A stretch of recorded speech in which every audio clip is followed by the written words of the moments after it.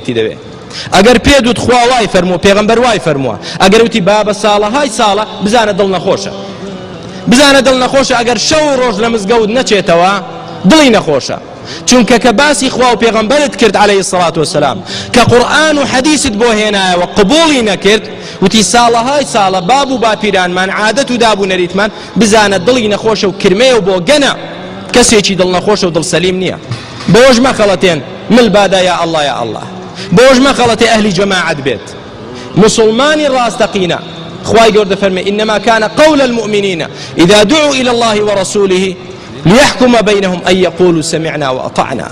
إنسان إيمان داري راستقينا أو كسيك بانقت كر بولاي خوا بولاي پیغمبري خوا عليه الصلاة والسلام فرمود خوا واي فرمو پیغمبر واي فرمو يكسر دل جويبيست بومو جويراي علم